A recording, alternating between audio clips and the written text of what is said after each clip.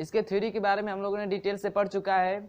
अब इसके न्यूमेरिकल को सॉल्व करेंगे तो इस वीडियो को पूरी अंत तक दिखेगा, क्योंकि जो भी न्यूमेरिकल हल करेंगे उसके बारे में हम लोग डिटेल से पढ़ते भी जाएंगे। ठीक है, तो देखिएगा, शुरू करते हैं इसका पहला क्वेश्चन। देखिएगा पहला क्वेश्चन क्या कह रहा है। कह रहा है कि निम्नलिखित में से कौन अनुदैर्ध्य तरंग का उदाहरण है। निम्नलिखित में से कौन अनुदैर्ध्य तरंग का क्या है, उदाहरण है। अनुदैर्ध्य तरंग तो लेसन में पढ़ाया गया होगा कि अनुदैर्ध्य तरंग क्या होती है। ठीक है, तो अनुदैर्ध्य तरंगे वे तरंगे होती हैं जो तरंग चाल की, यानी जो तरंग जिस दिशा में जाती है तो उसके जो कण हो उसके समानांतर गति करे। ठीक है, समानांतर गति करे तो उस तरंग को क्या बोलते हैं हम लोग, अनुदैर्ध्य तरंग कहते हैं। ठीक है, जैसे मान लीजिए तरंग है ऐसे आगे की तरफ मोशन कर रही है, तो इसमें जो कण होंगे इसके समानांतर गति करेंगे। ठीक है, क्या करेंगे, समानांतर गति करेंगे। तो इस प्रकार की तरंगों को क्या बोलते हैं हम लोग, अनुदैर्ध्य तरंगे। तो चलिए देखते हैं उदाहरण में कि किस तरंग का जो होता है कणों की चाल वो तरंग गति के दिशा के लंबवत होता है या समांतर होता है। तो ऑप्शन सुनिएगा। ऑप्शन ए कह रहा है कि वायु में ध्वनि तरंगे। ऑप्शन बी कह रहा है कि अंतरिक्ष में रेडियो तरंगे। सी कह रहा है कि प्रकाश किरणें। और डी कह रहा है कि अवरक्त लाल विकिरण। तो देखिए ऑप्शन नंबर लास्ट से चलते हैं, डी से। तो जो अवरक्त लाल किरणें होती हैं ये विद्युत चुंबकीय तरंगे होती हैं, और जो अनुदैर्ध्य तरंगे होती हैं और अनुप्रस्थ तरंगे होती हैं इनके संचरण के लिए किसी न किसी माध्यम की आवश्यकता होगी। ठीक है, तो देखिए जो अवरक्त लाल किरणें हैं ऑप्शन नंबर डी, वो तो विद्युत चुंबकीय तरंग है और इसके लिए किसी माध्यम की आवश्यकता नहीं होती है, तो ये तो होगा नहीं अनुदैर्ध्य तरंग, क्योंकि अनुदैर्ध्य तरंग के लिए माध्यम की आवश्यकता होती है। फिर सी कह रहा है प्रकाश किरणें, तो ये भी इसके लिए ये भी क्या है, विद्युत चुंबकीय तरंग है। अंतरिक्ष में रेडियो तरंगे, ये भी क्या है, विद्युत चुंबकीय तरंग है। तो बचा क्या हम लोग का, ऑप्शन ए, वायु में ध्वनि तरंगे। और मैंने बताया भी होगा कि जो डीजे ओजे बजता है उससे जो ध्वनि निकलता है तो वो किस रूप में निकलता है, अनुदैर्ध्य तरंग के रूप में। किस तरंग के रूप में निकलता है, अनुदैर्ध्य तरंग के रूप में। यानी ऐसे जैसे इधर के तरफ चलता है, इसका जो तरंगे चलती हैं इसके क्या होता है, समानांतर गति करता है इसके कण। ठीक ना, तो जो पहला होगा क्वेश्चन कौन सी अनुदैर्ध्य तरंग का उदाहरण है, तो ऑप्शन ए, वायु में ध्वनि तरंगे। तो पहले का कौन सा सही हो गया हम लोग का, ऑप्शन ए। इतना क्लियर है। चलिए देखते हैं दूसरा क्वेश्चन। कह रहा है कि निम्नलिखित में से कौन अनुप्रस्थ तरंग के रूप में गमन करती है। अब बात आ रही है किसकी, अनुप्रस्थ की। क्वेश्चन नंबर 2 में बात आ रही है किसकी, अनुप्रस्थ की। अनुप्रस्थ तरंग की बात आ रही है। तो अनुप्रस्थ तरंगे क्या होती हैं, तो ऐसी तरंगे जिसके कणों की जो चाल होती है तरंग गति के लंबवत होती है। क्या होती है, लंबवत होती है। तो इस प्रकार की तरंगों को क्या बोलते हैं हम लोग, अनुप्रस्थ तरंगे। तो देखिए अब ऑप्शन मिलाइए, ऑप्शन देखते हैं। ऑप्शन को सुनिएगा कि ऑप्शन में से कौन ऐसा ऑप्शन है जिसके तरंग गति ऐसे होती है। ठीक है, यानी उसको जो तरंग गति होती है उसमें जो कण होते हैं वो तरंग गति के लंबवत कंपन करते हैं। तो ऑप्शन सुनिएगा, हवा में अवरक्त तरंगे। बी कह रहा है निर्वात में अवरक्त तरंगे। सी कह रहा है कि स्प्रिंग में खींचकर छोड़ देने पर उत्पन्न तरंगे। ऑप्शन डी कह रहा है खींची हुई डोरी में उत्पन्न तरंगे। तो देखिए जो ऑप्शन ए और बी है अवरक्त किरणें, ये तो विद्युत चुंबकीय तरंग हो गई। ठीक है, ये तो विद्युत चुंबकीय तरंगों के रूप में चलती हैं और इनके लिए किसी माध्यम की आवश्यकता नहीं होती। तो ये दो ऑप्शन तो ऐसे ही क्लियर मतलब हट गए ऑप्शन से। बचा सी और डी। तो देखिएगा जो डी ऑप्शन है कह रहा है कि किसी खींची हुई डोरी में, खींची हुई डोरी को ऐसे, जो डोरी है टाइट है, इसको ऐसे मतलब पकड़ के खींचते हैं तो देखते हैं कि ये ऐसे लंबवत, अब ऐसे खींचे तो अब ऐसे लंबवत गति करेगी। अरे लंबवत तो नहीं, सॉरी, समानांतर गति करेगी। यानी ऐसे खींचे तो ये ऐसे ऐसे करेगी, समानांतर गति करती है।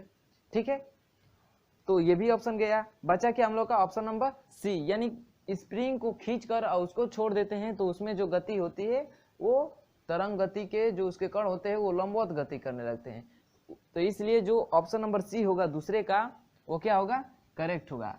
खींची हुई स्प्रिंग को खींचकर छोड़ देने पर उसमें जो किरणें तरंगे उत्पन्न होती है वो कैसी होती हैं, अनुप्रस्थ तरंगे होती हैं। अनुप्रस्थ तरंगे क्या होती हैं, तो ऐसी तरंगे जो तरंग गति के लंबवत कंपन करते हैं उसके कण। ठीक ना, उसके कण तरंग गति के लंबवत कंपन करते हैं, तो इस प्रकार की तरंगों को हम लोग क्या बोलते हैं? अनुप्रस्थ तरंगे।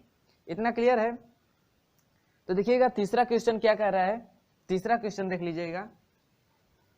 तीसरा कह रहा है कि निम्नलिखित में से किन तरंगों की आवृत्ति सबसे कम होती है? किन तरंगों की आवृत्ति सबसे कम होती है? ऑप्शन दिया है ए क्षय तरंगे, बी दिया है गामा तरंगे, सी दिया है रेडियो तरंगे और डी दिया है ध्वनि तरंगे। तो देखिए एक वीडियो देखिएगा, इस लेसन का जो लेक्चरर है उसका वीडियो देखेंगे तो उसमें ध्वनि तरंगों के या जो तरंगे होती है विद्युत चुंबकीय तरंगे, उसका एक डायग्राम बनाया गया होगा और तरंगों का नाम दिया गया होगा, उसकी तरंगदैर्घ्य दिया होगा, ठीक ना। तो उस डायग्राम को मैंने कहा था कि आप लोग याद भी कर लीजिएगा, तो उसी डायग्राम से ये क्वेश्चन सॉल्व हो जाएगा। यदि जिसको याद होगा वो तुरंत ही मार देगा। कह रहा है कि आवृत्ति सबसे कम किसकी होती है? ठीक, आवृत्ति सबसे कम किसकी होती है? तो तरंगदैर्घ्य जिसकी सबसे कम होगी उसकी आवृत्ति भी क्या होगी? सबसे कम होगी। तो इसमें जो ऑप्शन नंबर बी है गामा किरणें, ऑप्शन नंबर बी गामा किरणें, इनकी आवृत्ति सबसे कम होगी, गामा तरंगे, क्योंकि जो इनकी तरंगदैर्घ्य होती है वो कितना होती है? 10⁻⁹ से 10⁻14 मीटर के बीच होती है, ठीक ना। माइनस में है 9, यानी बटा में बहुत ही कम होगा, इसलिए जो गामा तरंगे होती हैं इनकी आवृत्ति क्या होती है? सबसे कम होती है। तो चौथा क्वेश्चन तीसरे क्वेश्चन का ऑप्शन नंबर कौन सा सही हो गया आपका? तीसरे का कौन सा हो गया आपका? ऑप्शन नंबर बी गामा तरंगे। इनकी जो तरंगदैर्घ्य होती है कितनी है? 10⁻10 होता है, ठीक है। 10⁻10 से 10⁻14 मीटर के बीच होती है, ठीक है। और जो किरणें होती हैं इनसे क्या होता है? उनका तरंगदैर्घ्य अधिक होता है, और सबसे कम किसका होता है? तो गामा किरणों का। इतना क्लियर है? चलिए बढ़ते हैं चौथे नंबर सवाल की तरफ। चौथा नंबर सवाल क्या है सुनिएगा। कह रहा है कि सरल लोलक के लिए L व T के बीच ग्राफ होगा, L व T के बीच ग्राफ होगा। देख लीजिए यहीं पे छोटा सा ग्राफ है बस इसका, चौथे क्वेश्चन का। कह रहा है कि L व T के बीच ग्राफ होगा। तो शुरू में ही आप लोगों को बताया गया होगा L व T के बीच ग्राफ खींचकर। यदि नहीं बताया गया होगा तो सुन लीजिएगा, यहाँ पे मुझे भी ख्याल नहीं है कि नहीं बताए होंगे, ठीक ना, शायद नहीं बताए हैं। तो यहाँ पे देख लीजिए जो सरल लोलक एवं L, सरल लोलक की लंबाई L और T यानी आवर्तकाल के बीच ग्राफ कैसा होता है। तो देखिएगा जो सरल लोलक है यदि उसकी लंबाई L हो और उसका आवर्तकाल T हो, ठीक, तो लंबाई L और आवर्तकाल का वर्ग, ठीक, लंबाई L और आवर्तकाल का वर्ग लेकर और इनके बीच जो ग्राफ खींचते हैं वो एक सीधी रेखा प्राप्त होता है। क्या होता है? एक सीधी रेखा प्राप्त होता है। L और T, L क्या है? लोलक की लंबाई है और T क्या है? आवर्तकाल है। तो लोलक की लंबाई L और उसके आवर्तकाल T का वर्ग होगा, उसके बीच जब हम लोग ग्राफ खींचते हैं तो एक सीधी लाइन प्राप्त होती है। इतना क्लियर है? तो ऑप्शन मिलाइए कौन सा सही होगा। कह रहा है कि एक कह रहा है परवलय, परवलय तो होगा नहीं। दूसरा कह रहा है अति परवलय, तो ये भी नहीं होगा। तीसरा कह रहा है सीधी रेखा और डी कह रहा है इनमें से कोई नहीं। तो कैसी प्राप्त होती है? एक सीधी रेखा प्राप्त होती है। किसमें? तो L और T के बीच हम लोग ग्राफ खींचते हैं तो वो कैसे प्राप्त होता है? एक सीधी रेखा प्राप्त करता है। ये भी ध्यान रखिएगा, T का स्क्वायर होना चाहिए, ठीक है। क्या होना चाहिए? T का वर्ग होना चाहिए और L ये तो लंबाई है। इसके बीच जो ग्राफ खींचते हैं वो कैसा होता है? सीधी रेखा पर होता है। तो जो चौथा है उसका ऑप्शन नंबर कौन सा सही हो गया हम लोग का? सी। चौथे का ऑप्शन नंबर कौन सा सही हो गया? सी। कैसा प्राप्त होगा? L व T के बीच कैसा ग्राफ प्राप्त होगा? तो सीधी रेखा का ग्राफ प्राप्त होता है।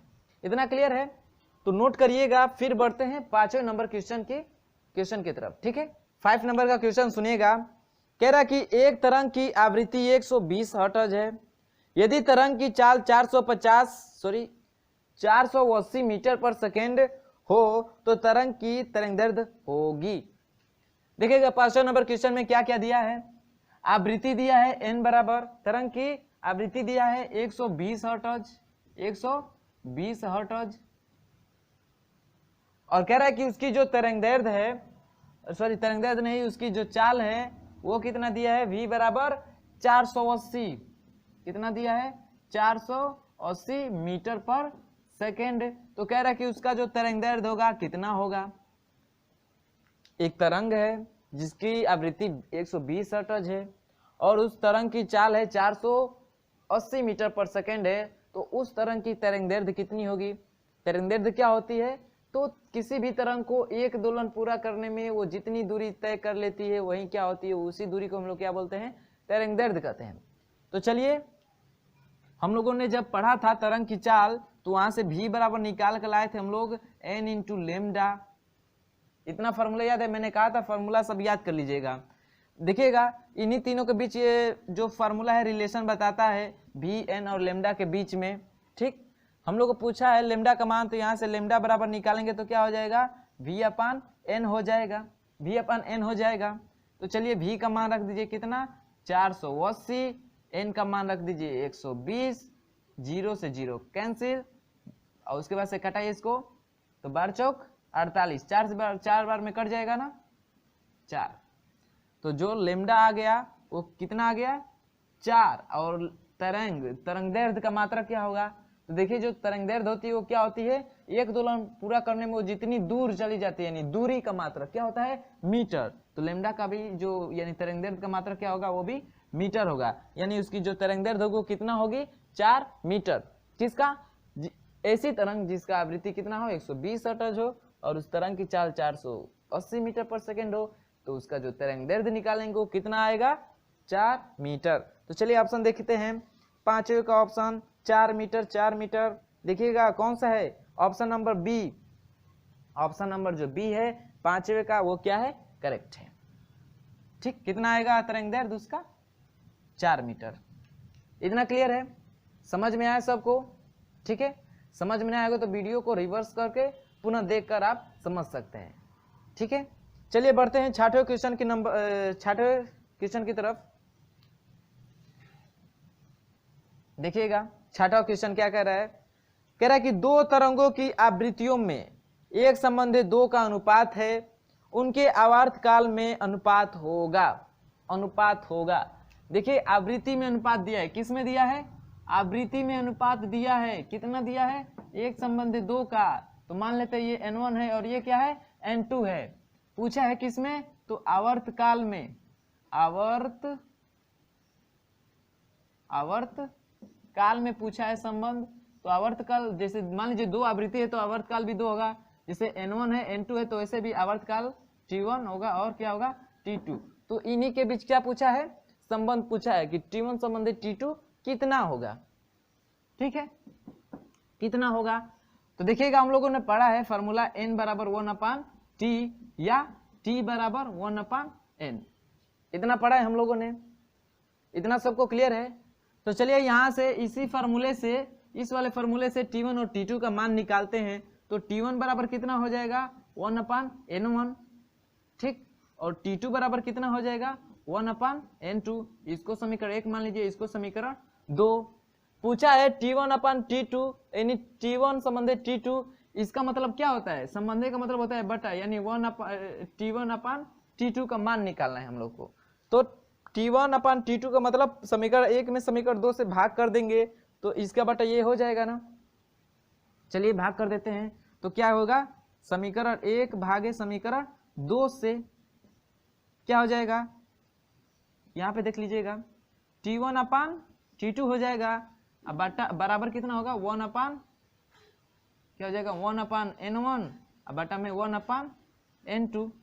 देखिए भिन्न का बटा भिन्न होता है तो नीचे वाली भिन्न क्या होती है, पलट जाती है, क्या होती है, पलट जाती है। तो ये इसका पोर्शन कहाँ चला जाएगा, ऊपर, यानी इस n2 का मान गुणा होगा इस 1 में और इसका गुणा होगा इस 1 में। तो क्या हो जाएगा t1/t2 बराबर कितना हो जाएगा, n2/n1, कितना हो जाएगा, n2/n1। तो n1 और n2 का मान तो हम लोग को दिया ही है, तो मान रख देते हैं। तो n2 का मान कितना है 2 और n1 का मान कितना है 1।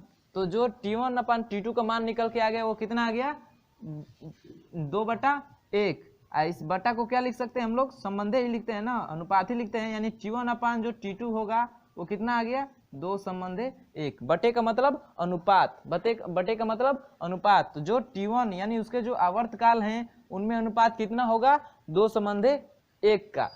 देख लीजिए यहाँ पे 2:1 ही है ना, तो ऑप्शन हम लोग देखते हैं कौन सा सही है। 6वें का ऑप्शन 2:1, ऑप्शन नंबर बी। इस 6वें का भी ऑप्शन नंबर बी क्या है, करेक्ट है। ठीक है, 6वें क्वेश्चन का भी ऑप्शन नंबर बी क्या है, करेक्ट है। देखिएगा, एक मैं बता रहा हूँ, एकदम मकसद ज़्यादा ऐसा ही होता है, ज़्यादा क्या 99% ऐसा होता है। कभी भी आपको तरंग से संबंधित या ध्वनि से संबंधित जो अनुपात देता है, ठीक है, अनुपात देता है और फिर किसी दूसरे के अनुपात के बारे में पूछता है, तो जो अनुपात दिया रहता है उसका सेम उल्टा करिए। जैसे यहाँ पे दिया था आवृत्ति का अनुपात 1:2, अब पूछा था आवर्तकाल का अनुपात, तो सीधे आवृत्ति का उल्टा कर दीजिए। 1:2 का मतलब 2:1, 2:1, वही आपका एकदम 99% आपका करेक्ट होगा। ठीक है, वो भी किससे रिलेटेड, ध्वनि या तरंग से रिलेटेड की बात कर रहा हूँ, ठीक ना। और किसी में अनुपात दे दे तो ये ना कि पलट दीजिए। ठीक है, एक चैप्टर ये है और एक चैप्टर और है जिसका जो अनुपात देता है सेम इसका पलट दीजिए, और एक और चैप्टर है जो जिसका अनुपात जो दिया रहता है सेम वही हो जाता है। लेसन का नाम याद नहीं है, ठीक है, बता देंगे आएगा तो जो ध्वनि या तरंग से संबंधित होगा, अनुपात दिया हो आवृत्ति, आवर्तकाल या तरंगदैर्ध्य में, ठीक, इन तीनों में किसी एक अनुपात दिया हो और किसी दूसरे का पूछ रहा हो, तो सीधे आप क्या करिए, पलट दीजिए। ठीक है, क्या करिए, उस अनुपात को जो पहले जो अनुपात दिया है उसको सीधे उलट दीजिए, वो दूसरे का ही आंसर आ जाएगा, दूसरे के जो पूछेगा अनुपात उसके बारे में आपका आ जाएगा। देखिएगा आगे क्वेश्चन आएंगे जिसमें सेम आप यही प्रोसेस करेंगे, ठीक ना। तो इतना क्लियर है सबको, मतलब इसका डिटेल समझ में आया, कैसे हल करेंगे ये डिटेल तो समझ में आए ना। तो डिटेल भी याद रखिएगा और ध्वनि या तरंग से ये भी याद रखिएगा कि जो अनुपात पूछता है और फिर दूसरे का अनुपात पूछे तो पहले अनुपात को पलट दीजिए। जैसे 1:2 दिया था कि इसका कितना है 2:1, यानी इसका उल्टा ही है ना, इसका उल्टा ही है ना, तो ऐसा इतना ख्याल रखिएगा, ठीक ना। याद रखिएगा ध्वनि तरंग से या ध्वनि से, इतना क्लियर है ना। तो चलिए बढ़ते हैं 7वें नंबर क्वेश्चन की तरफ, इसको नोट करिएगा। देखिए 7वां क्वेश्चन क्या कह रहा है, कह रहा है कि अनुप्रस्थ तरंगे बन सकती हैं, अनुप्रस्थ तरंगों को उत्पन्न किया जा सकता है। कहाँ कहाँ पे उत्पन्न किया जा सकता है, तो मैंने बताया होगा कि उस जो अनुप्रस्थ तरंगे होती हैं उनको ठोसों में तथा जल की सतह पे उत्पन्न किया जा सकता है। कहाँ पे, ठोसों में और जल की सतह पे, जल के अंदर नहीं, जल की सतह पे क्या किया जा सकता है, उत्पन्न किया जा सकता है। तो चलिए ऑप्शन इसका तो फटाक से मार दीजिए, क्या हो जाएगा, वायु में नहीं, जल में नहीं, केवल जल की सतह पर, केवल जल की तल पे ही होता है लेकिन केवल जल पे ही होता है, नहीं ना, ठोसों में भी होता है ना। तो ऑप्शन अगला भी सुनिए, क्या है, केवल ठोसों में तथा जल के तल पे, ठोसों में तथा जल के तल पे। तो जो 7वां है उसका ऑप्शन नंबर डी क्या है हम लोग का, करेक्ट है। ये तो ऐसे ही मार देंगे आप लोग, ठीक है, इतना तो सबको पता है। फिर चलिए देखते हैं 8वां क्वेश्चन, कह रहा है कि निम्नलिखित में विद्युत चुंबकीय तरंगे नहीं हैं, विद्युत चुंबकीय तरंगे नहीं हैं। देखिए भाई ऐसा क्वेश्चन आप लोग ध्यान से पढ़िएगा, ठीक है, क्योंकि ऐसे क्वेश्चन में बहुत ज्यादा गलती होती है। नहीं को अधिकतर लोग 90% लोग छोड़ देते हैं, पढ़ना ही भूल जाते हैं, सीधे पढ़ेंगे निम्नलिखित में विद्युत चुंबकीय तरंग, इतना पढ़ेंगे उसके बाद से है पढ़ देंगे। नहीं को ज्यादातर लोग छोड़ देते हैं और गलती कर बैठते हैं, ठीक है, मुझसे भी हुआ है ऐसा बहुत बार। तो देखिएगा क्वेश्चन को ध्यान से पढ़िएगा आप लोग, निम्नलिखित में से विद्युत चुंबकीय तरंगे नहीं हैं, तो विद्युत चुंबकीय तरंगे नहीं हैं, कौन कौन सी नहीं हैं, कौन इसमें से नहीं है, रेडियो तरंगे विद्युत चुंबकीय तरंगे नहीं है, कि पराश्रव्य तरंगे, प्रकाश तरंगे या गामा तरंगे। तो एक डायग्राम बनाया था मैंने, उसमें से देखिए कौन कौन सी तरंगे दी हैं उसमें। तो रेडियो तरंगे होती हैं, विद्युत चुंबकीय तरंगे होती हैं, पराश्रव्य तरंगे भी क्या होती हैं, विद्युत चुंबकीय तरंगे होती हैं, और गामा तरंगों का भी उसमें जिक्र हुआ है, गामा तरंगे भी क्या होती हैं, विद्युत चुंबकीय तरंगे होती हैं।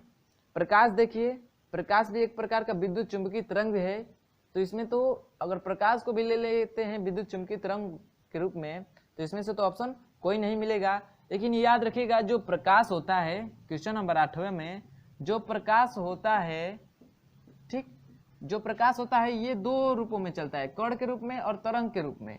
तो तरंग के रूप में किस तरंग के रूप में चलता है, तो अनुप्रस्थ तरंग के रूप में चलता है। किस तरंग के रूप में, अनुप्रस्थ तरंग के रूप में क्या करता है, प्रकाश गमन करता है, और कण के रूप में भी करता है, और कण में क्या होता है, फोटान के रूप में फोटान होते हैं, फोटान के बंडल होते हैं, ठीक है, फिजिक्स में ही पढ़ा होगा आप लोगों ने, इंटर में पढ़ा होगा। तो जो प्रकाश होता है वो अनुप्रस्थ तरंग के रूप में गमन करता है, और ये एक प्रकार का विद्युत चुंबकीय तरंग भी है, ठीक है। लेकिन इसमें पूछ रहा है नहीं है, तो रेडियो तरंगे, प्रस्राव्य तरंगे और गामा तरंगे तो हम लोग की विद्युत चुंबकीय तरंगे ही हैं। और जो प्रकाश होता है इसको हम लोग अगर मान लेते हैं अनुप्रस्थ तरंग के रूप में, ठीक है, इसको हम लोग अगर तरंग मान लेते हैं, तो जो हम लोग का ऑप्शन सी होगा 8वें का, वो क्या हो जाएगा, करेक्ट हो जाएगा, ऑप्शन नंबर सी, ठीक है। 8वां जो होगा उसका ऑप्शन नंबर सी होगा, क्योंकि हम लोगों ने डायग्राम में देखा है तो उसमें प्रकाश के बारे में जिक्र नहीं किया है, प्रकाश तरंगों के बारे में नहीं बताया है, लेकिन और जो दिया है ए, बी और जो डी दिया है, गामा तरंगे, रेडियो तरंगे और प्रस्राव्य तरंगे, ये क्या होती हैं, विद्युत चुंबकीय तरंगे होती हैं। डायग्राम में भी देखेंगे तो ये तीनों आएंगे, उसमें प्रकाश का जिक्र नहीं किया गया है। और जो प्रकाश होता है वो कण और तरंग के रूप में दोनों में चलता है। इतना क्लियर है?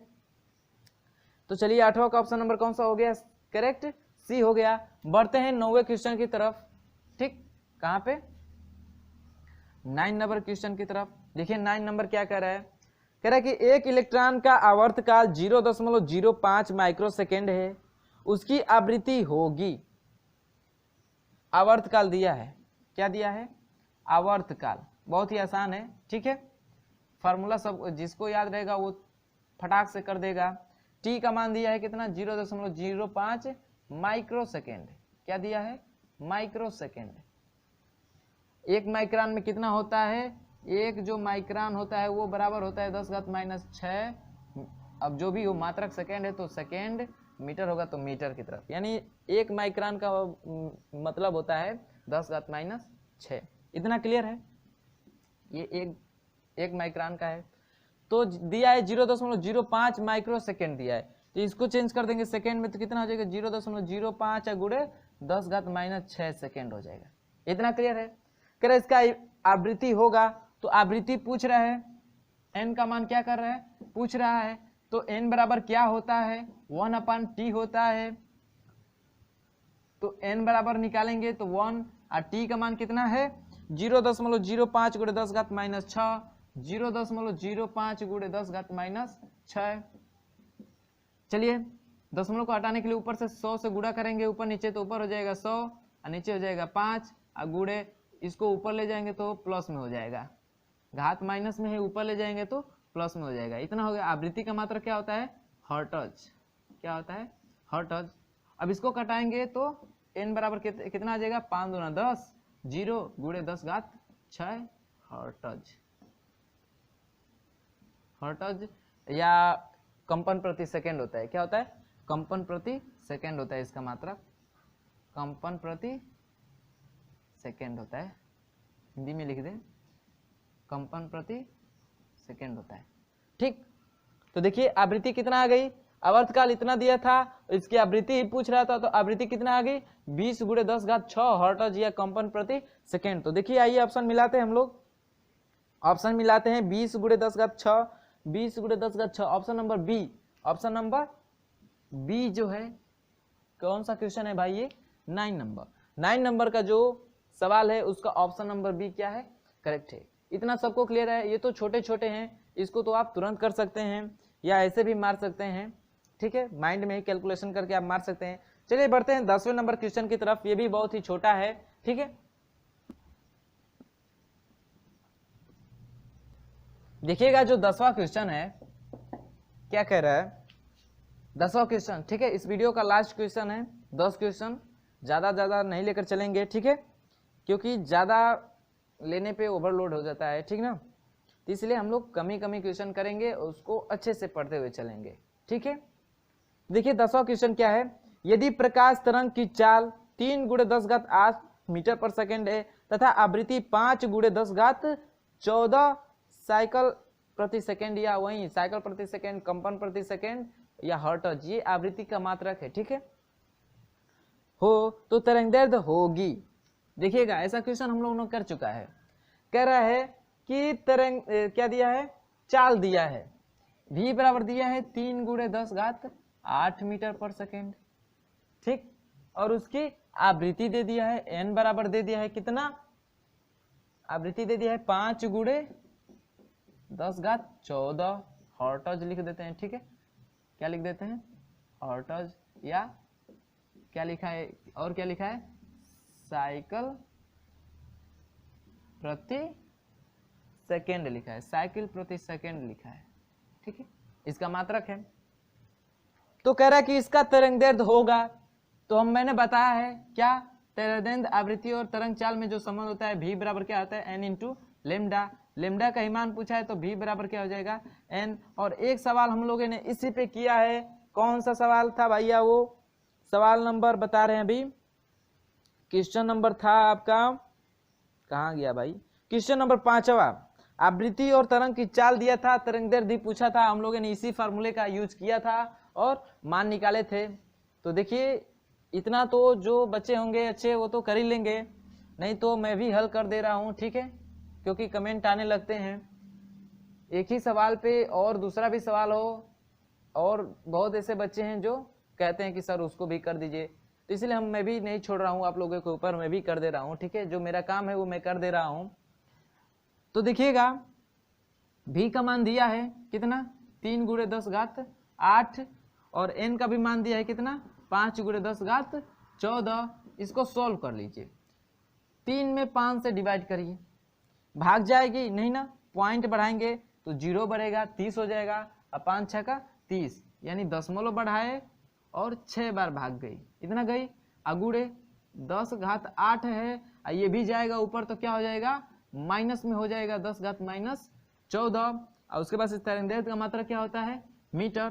देखिएगा दशमलव, जैसे पापा मम्मी के आगे, नाम के आगे श्रीमती श्री लगाते हैं, उसी तरह जो जीरो का श्री होता है वो क्या होता है, जीरो। ठीक है, जीरो, ऐसे दशमलव बिना जीरो के नहीं लिखते हैं।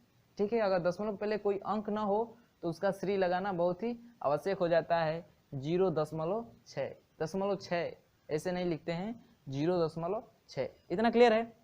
तो अब इसको सॉल्व करते हैं, कितना हो जाएगा, 0.6 गुणे आधार क्या है, सेम है, तो घातें क्या होती हैं, जुट जाती हैं, तो आधार को लिख लीजिए 10, डिटेल में पूरा बता रहे हैं, घातें जुट जाती हैं मतलब 8 प्लस -14, पूरा डिटेल में समझ लीजिएगा भाई, यहीं पे 0 से घातांक के बारे में। 10 हो गया, अब ये प्लस माइनस मल्टीप्लाई होता है, प्लस माइनस का तो क्या हो जाता है, माइनस, तो 8 - 14 तो घटेगा तो कितना हो जाएगा, 8 6 14 होता है, यानी -6, कितना हो जाएगा, -6, तो 0.6 गुणे 10⁻- 6 मीटर हो गया, 6 मीटर हो गया। तो ऑप्शन मिलाते हैं, 10वें का ऑप्शन मिलाइए, 0.6 गुणे 10⁻-6, 0.6 गुणे 10⁻-6, ऑप्शन तो दिया ही नहीं है भाई, दिया है ऑप्शन 6 गुणे 10⁻-5 मीटर, दिया है बी, दिया है कि 6 गुणे 10⁻-6 मीटर, सी दिया है 6 गुणे 10⁻-7 मीटर, और क्या दिया है, इनमें से कोई नहीं, ये तो ऑप्शन दिया ही नहीं है। तब क्या करेंगे, तो भाई इसको चेंज करते हैं उसके फॉर्मेट में, 0.6 न देकर 6 दिया है तो इसको भी चेंज करते हैं। दशमलव को कहाँ लेके जाएंगे, उधर लेकर जाएंगे, किधर, दाएं तरफ ले जाएंगे। तो देखिएगा जब भी दशमलव को दाएं तरफ ले जाते हैं, दाएं तरफ, तो घात में क्या होती है, घात में क्या होती है, एक की कमी, अरे सॉरी, एक की वृद्धि हो जाती है, क्या हो जाती है, एक उसमें जुड़ जाता है। ठीक, और जब घात को बाएं लाते हैं तो उसमें से -1 हो जाता है, यानी उसमें से घात में से 1 कम हो जाता है, और दाएं ले जाते हैं तो घात में 1 बढ़ जाता है। इतना क्लियर है। तो चलिए इसको करेंगे तो क्या हो जाएगा, 6 हो जाएगा, अगुड़े 10⁻-6 है तो -6 है तो 1 की वृद्धि होगी तो क्या हो जाएगा, 7 हो जाएगा, क्या हो जाएगा, 7 हो जाएगा। यही दशमलव दाएं से बाएं तरफ आता तो घात में 1 कम हो जाता है, घात को 1 घटा के लिखते हैं, यही दाएं से बाएं ले, अरे सॉरी, बाएं से दाएं ले जाते हैं तो घात में क्या करते हैं, 1 बढ़ा देते हैं, यानी घात में 1 की वृद्धि कर देते हैं। 6 है तो 7, 5 है तो 4, नहीं ना, 5 है तो 6, 4 है तो 5, तो क्या हो जाएगा, इस दशमलव को कहाँ ले गए हैं, दाएं से, अरे बाएं से दाएं ले गए हैं तो घात में क्या होगा, 1 वृद्धि हो जाएगा। तो 6 गुणे 10 घात माइनस 6 था, 1 का वृद्धि कर देंगे तो 10 घात माइनस 7, और तरंगदैर्घ्य का क्या होता है मात्रक मीटर।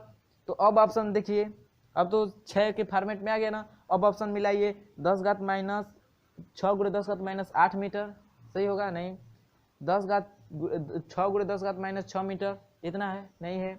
सी का 6 गुणे 10 घात माइनस 7 मीटर, यही है, हाँ भाई यही है। तो जो 10वां है उसका ऑप्शन नंबर सी क्या है, करेक्ट है। 10वें का ऑप्शन नंबर सी क्या है, करेक्ट है। मैं ऐसा करता हूं कि सबको समझ में आया होगा और बहुत ही अच्छी तरीके से समझ में आया होगा, ठीक है। तो इस वीडियो में बस इतना ही, अगले वीडियो में मिलेंगे इसके आगे वाले प्रश्नों के साथ, ठीक है। यानी 11 से लेके 20 तक क्वेश्चन को सॉल्व करेंगे और ऐसे ही 10-10 क्वेश्चन का फॉर्मेट बनाए हम लोग हल करते जाएंगे।